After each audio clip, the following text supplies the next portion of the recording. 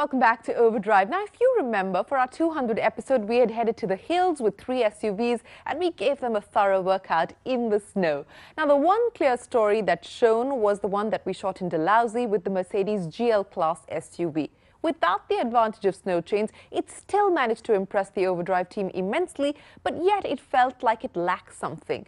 Now, to get a sense of completeness, the Overdrive team decided to take the GL to Marsimik. It's one of the highest passes in India that you can drive to, higher than even the formidable Khardungla. In an environment that would not require snow chains, just how good will the GL turn out to be? And because it can be pretty lonely at the top, we decided to take along another star that's made this journey once before to be the friend and guide, the new M-Class. So here's Ashok's adventures in the snow.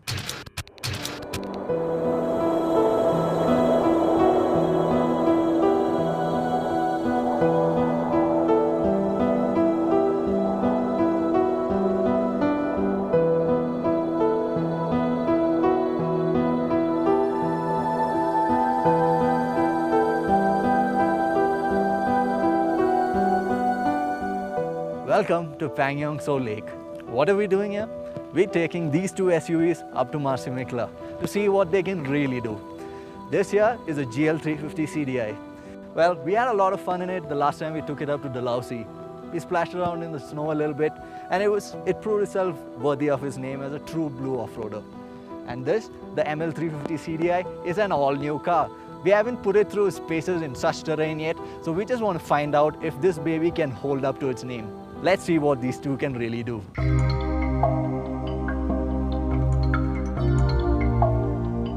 But before we start on our journey, let's take a closer look at the 2 SUVs, the ML 350 CDI and the older GL 350 CDI. The ML we have is the latest to hit the market, and with its new signature Merc front, it makes an aggressive statement. The rear too has been given a complete makeover. The SUV is now wider and lower in stance and is also much more spacious inside. The GL is still the first generation car but is due for an upgrade very soon. It is built on an extended M-Class chassis and, like the previous Gen ML, follows the old school SUV design with its massive dimensions.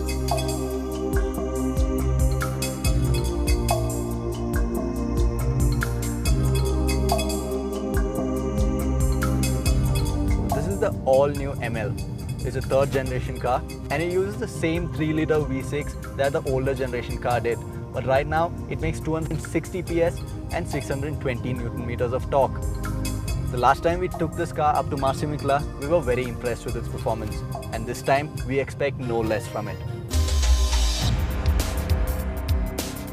Unlike the GL, the ML lacks a low ratio option. Normally, we would be worried about this considering the terrain we're in, but not with this car. The 4-wheel drive and the airmatic suspension together make mincemeat of all kinds of terrain. Whatever Ladakh has thrown at us this far, the ML's made it across without so much as a twitch. Marsimik is one of the highest passes in the country and perhaps even the world. Now, it stands at over 5,600 meters in height. And the roads leading there, well, what roads? There are actually no roads leading there because the army is still constructing them. Now, this means that majority of the trail is off-road, and to make it up to Marsimik, you need a properly capable 4-wheel drive SUV. Let's just hope these 2 make it up there. The first thing you notice when you get into the GL after driving the ML is the heavier steering. Where the ML has a progressive steering feel that is light at low speeds and get heavier as you go faster, the GL's steering wheel feels much stiffer, especially at low speeds. And of course, there is also that distinct feeling of close to 3 tons being hauled around the road that is especially evident when you're cornering or braking.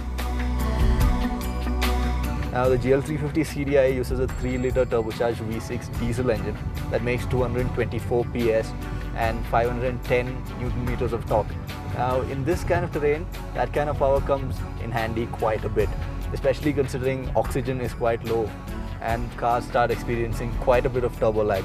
In fact, just to make it around these hairpins, I'm having to downshift the car into first gear just so that it climbs up the incline. Both these cars are extremely capable off-roaders. But then, there is one thing that we're always worried about: punctures. Especially on the surfaces we are driving on, the chances of getting punctures are very high. You always have to be on your toes looking out for sharp stones, nails or anything else that might cause problems. This is apart from having to be on the watch for boulders that might damage your sump.